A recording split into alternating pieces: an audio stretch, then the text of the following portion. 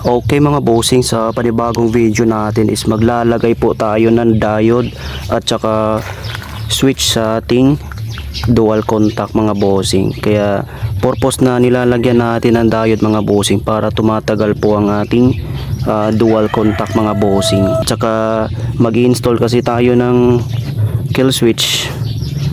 Syempre lagyan talaga natin ng diode para hindi po bumabalik sa kanyang supply mga bossing. Mga bossing is tatanggalin muna natin tong wires ng dual contact mga bossing. Alisin muna natin to mga bossing. Yung natap natin sa wire. Tsaka ibalik mo yan. Yun. Ngayon mga boss is tatanggalin muna natin to mga bossing. Kasi lalagyan natin ito ng diode. Ikutin nyo lang to mga boss, counterclockwise. Yun.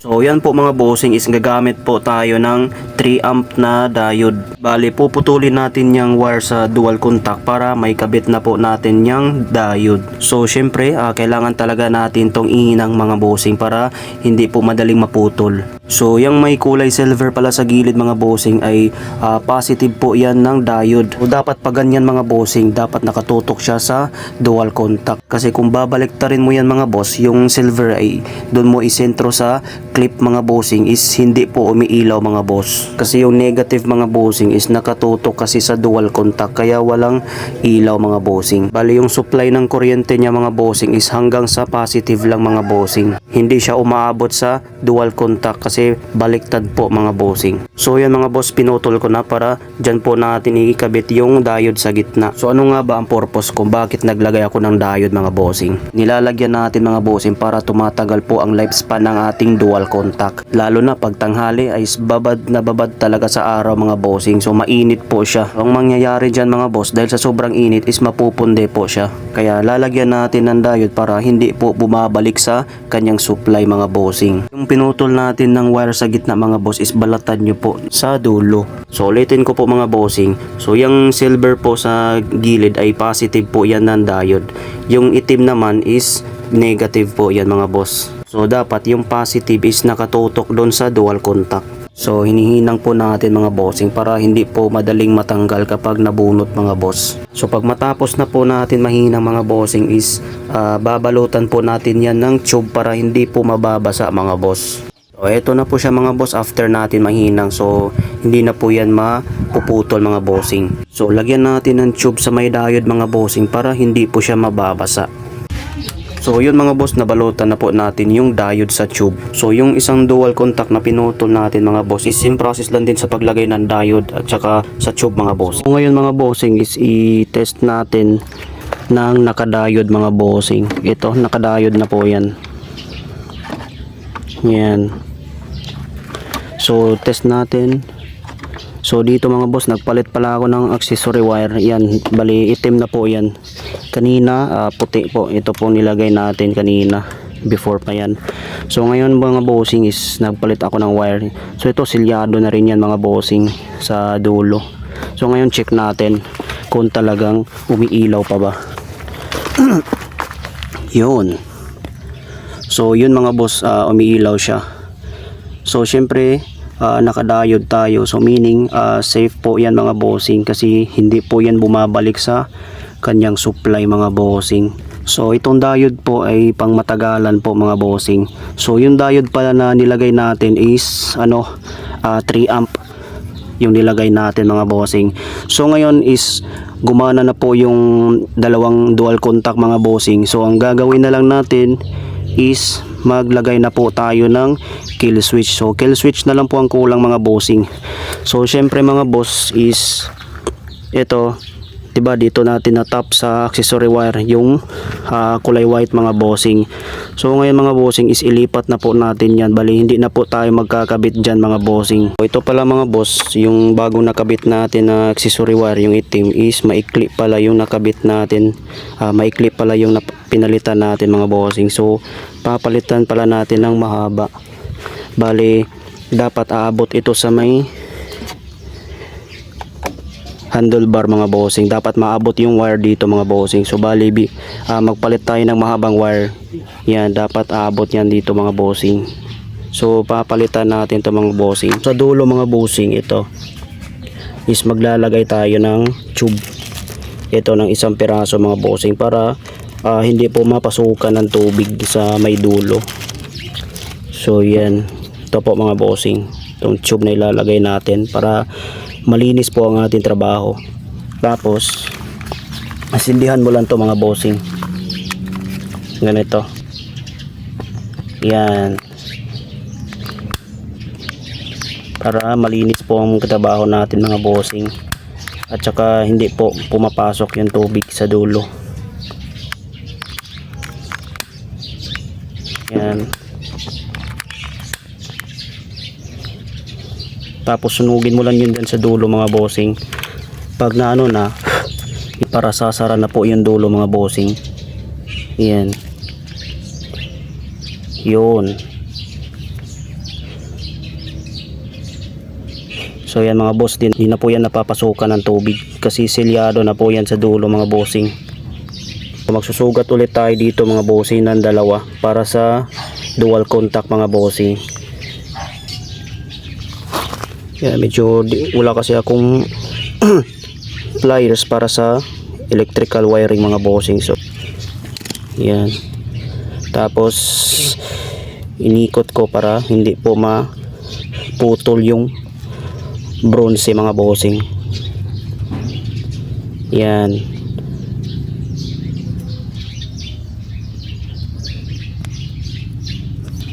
so yan na po siya mga bossing. So same process din sa kabila mga bossing. Yan,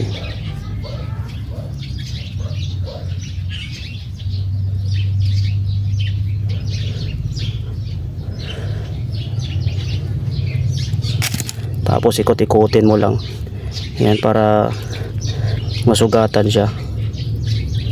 Yun, so yan mga bossing, palitan na po natin yan mga bossing, itong maikli na ano natin, accessory wire, tsaka lipat natin sa mahaba.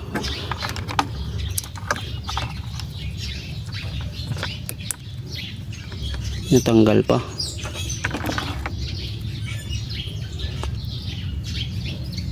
Balik natin. Yun, tatap lang natin dito yung clip mga bossing.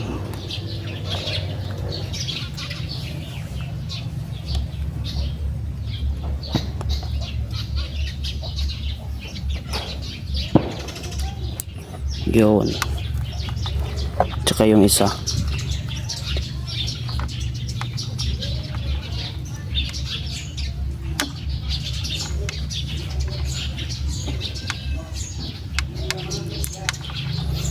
Yun, so ito na yung mga boss.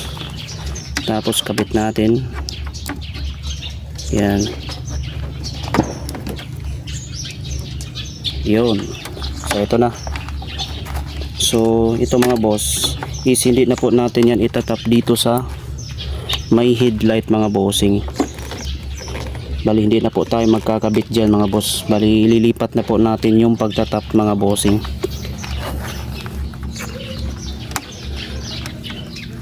So ito mga bossing, itong mahaba na wire is dito po natin yan itatap sa switch mga bossing. Dito po natin yan ikakabit yung parang eye.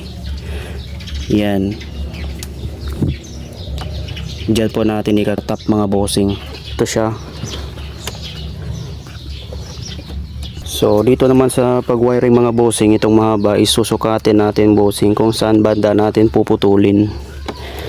So syempre magtira din tayo ng clearance para pagliko nito mga bossing is hindi po mahuhugot yung dual contact mga bossing. So dapat may clearance talaga. Kahit ganyan mga bossing, yan. So tap nyo dan dito. So dyan. So dito tayo magpuputol mga bossing. Yan, puputulin natin yan.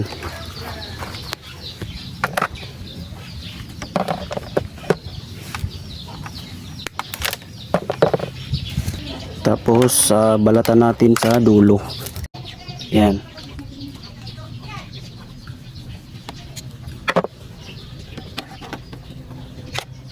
Yun. So ngayon ikakabit na po natin itong kill switch mga bossing. Ito. So ito partial pa lang to mga bossing Yan, bali partial pa lang po yan mga bossing. So may pangdikit tayo dyan para malinis po ang ating gawa mga boss. So yan, partial pa lang po yan mga boss. So yung isa naman, so magdagdag din tayo ng isang wire. Ito mga boss, as magdagdag pa tayo ng isang wire. Dito mga bossing is mag-add pa tayo ng isang wire mga boss. At saka itong itatap natin na isang wire is dun po natin itatap sa ignition switch. Yan, dyan po natin itatap. Hanapin nyo lang dyan yung positive. So ito po yung positive ng ignition switch niya mga boss, itong pula. So yan pula na yan mga boss, yung sa ignition switch. So dyan po natin itatap yung pula na yan. Yan sa may sa kanan, yung pula na yan ay dyan po natin itatap para sa kill switch mga bossing. Yung nakabalot na plastic mga bossing sa ignition switch niya mga boss, dyan sa ilalim yan, yung nakabalot is dyan po tayo mag-tap ng ating wire mga boss para sa kill switch. Instead na dito is lilipat na po natin yan sa ignition switch mga bossing, dyan sa yung nakabalot na plastic. Sa mga naka MDL pala mga boss is doon nyo po itatap sa fuse ng inyong MDL mga bossing. Ito is hindi ako naka MDL, so doon ko itatap sa ignition switch mga bossing. Ito doon lang natin itatap yung pulang wire, yan positive yan. So may sakit yan sa dulo, yan nakabalot na plastic yan. So dyan po natin ipapasok yung wire mga bossing para gumagana po ang ating kill switch. Siya mga boss, nahugot na po natin yung socket ng ignition switch. So yan pula na yan mga boss is dyan po natin itatap. Pasok natin yan dito mga bossing, yung puti na yan. So dyan po natin itatap mga boss itong pula. Yan, dyan po natin itatap mga bossing yung pula na wire mga bossing para gumana po ang kill switch. So parang magkaparehong color pero yung isa yan is kulay orange. So ayan mga boss, natap na po natin sa positive wire. Di ko lang nakuna ng camera mga bossing kasi medyo mahirap siya ipasok, nasa ilalim kasi. So dalawang kulay po yan ng wire, yung isa orange at saka yung isa pula. So doon po natin itatap sa pula. Bit na po natin mga bossing. So ngayon na po natin, connect na po natin sa kill switch mga bossing. So ito, tap na po natin dito mga bossing.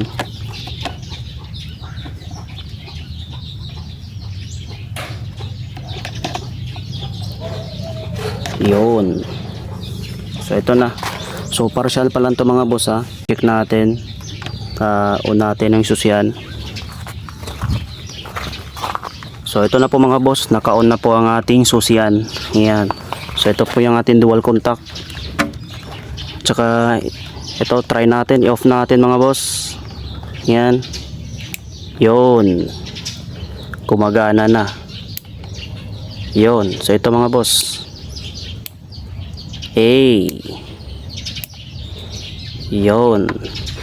So lalo na sa mga non-standard lights mga boss, gaya ng purple, is pwede mga boss. Kasi pag may LTO naman boss, is pwede naman mapapatay yung ilaw. Ngayon mga bossing is idaan na po natin itong wire sa ilalim patungo sa button mga bossing, patungo sa mga switch mga bossing. Kasi dito natin ilagay yung kill switch ng dual contact. So magbubutas tayo dito mga bossing. Ito mga boss is tatanggalin muna natin to. Kakalasin ko muna to mga bossing kasi bubutasan pa natin to. So na markings na po natin mga bossing, bali bubutasan na lang po natin yan. So sa kanan na lang pala ako magbutas mga bossing. Kasi yung ilalim sa high at sa low beam ng switch ay nakahiga kasi yung socket mga boss. Kaya hindi papasok yung kill switch sa high and low switch. Sa kaliwa po natin ilagay yung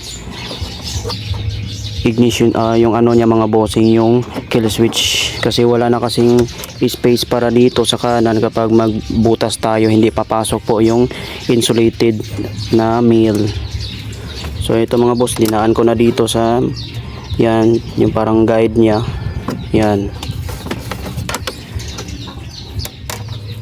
So yan, dyan lagay nyo dyan. Yan, dapat may sobra mga boss kasi para pagliliko mga boss is may clearance pa. Yan, so dapat may ano talaga, magtira kayo ng kahit ano mga bossing konti. So ito sa ano po ito mga bossing, sa dual contact ito. Daan din natin yan sa ilalim ng mga hose yan. So once na napasok na ito, dito lang idadaan mga bossing dyan. Yan. At saka nabutas na rin natin mga bossing itong sa may kaha nya sa harap ito. Yan, nabutasan ko na rin yan mga bossing. Kasi dito natin idadaan yung wire. Dito natin ilagay yung kill switch mga bossing.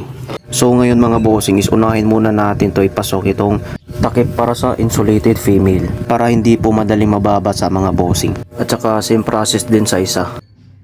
So ito na po yung insulated female mga boss para ipasok po natin sa switch ng dual contact. So balian na po siya mga boss. Ipapasok na po natin yan sa switch ng dual contact. So sa mga naghahanap kung saan po mabibili po itong insulated male and female at saka yung takip is mabibili po yan sa Shopee. May nilapag akong link sa comment section mga bossing para madali nyo na lang po itap yung bibilhin nyo. So tapos nyan mga bossing is yung dalawang insulated female na yan mga bossing is kailangan po natin i-bend para hindi po sasayad sa manobela. So ayun, na-bend na po natin yung insulated mga bossing. So yung transparent na takip mga bossing is i-move na po natin sa insulated para hindi po siya madaling mababa sa mga boss. So ganyan po siya. So tapos nyan mga bossing is ipasok na po natin sa kaha.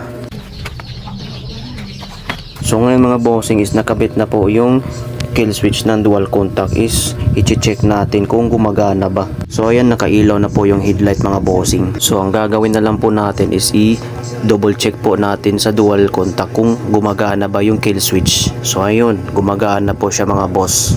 So sa dashboard naman mga boss is i-check po natin kung may lumalabas ba na master warning. So wala pong lumalabas mga bossing. So all goods po yan mga boss dahil naglagay po tayo ng diode sa ating dual contact. So yan, kung makikita nyo mga boss is niyupi ko yung insulated para hindi po sasabit sa kanyang manobela. So ito na po yung final test natin mga boss. Nakabit na po lahat yung kaha at saka yung windshield natin. Ito on po natin itong susian. Yun. Diba hindi sumasabay yung dual contact sa headlight mga bossing. Hindi siya sumasabay. Kasi nga may kill switch na po ako mga bossing. So ito mga bossing, yung final output nya. Yun. So naka kill switch na po yan mga bossing. Yun ang kagandahan mga bossing kapag may switch ka, para hindi po babad sa araw itong dual contact mga bossing. Yan. So ito po ang kanyang switch para sa kanyang dual contact. Yan. So dito ko lang nalagay mga bossing kasi walang malalagyan dito sa ilalim. May mga socket po niyan na rubber mga boss. So hindi siya papasok dito sa ilalim. So dito ko na lang siya nilalagyan kasi mas bakante dito mga bossing. So yan. Ito na po siya. Yun. So check natin kung may lumalabas ba na warning. Yan, wala mga boss. Walang lumalabas na warning sign. So panda rin natin. Yun. All goods mga bossing. Check natin, off. Yan, tapos on. Yun. Off naman. Off, on. Signal natin. Yan. Left. Tapos right. Yun, tapos hazard. Yun.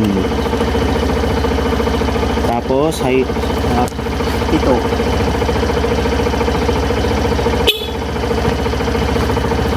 Yun, so all goods po siya mga bossing. Yan, kahit naka hazard yan is walang lumalabas na master warning mga bossing. So ganun po ka linis ang ating pagkagawa mga bossing. Yan. Lalo na sa mga non-standard na color sa kanyang mga dual contact mga bossing. Kung plano nyo maglalagay ng kung plano nyo mag dual contact ng purple or ice blue o kahit anong kulay mga bossing, basta ang suggest ko sa inyo is maglalagay kayo ng kill switch. Alam mo kung bakit? Kasi may huli po yan mga bossing kapag ibang kulay ang nilalagay nyo. Kasi ito naman mga boss ay wala namang huli to, kasi ano naman, standard lang man po to, standard. At saka yung kulay yellow din mga boss, yan, pasok po yan sa standard ng LTO, wala po yung huli. Yan. So sa mga ibang kulay dyan ng dual contact is kailangan nyo talaga maglagay ng kill switch mga bossing, at saka diode para mas lalong tumatagal mga boss.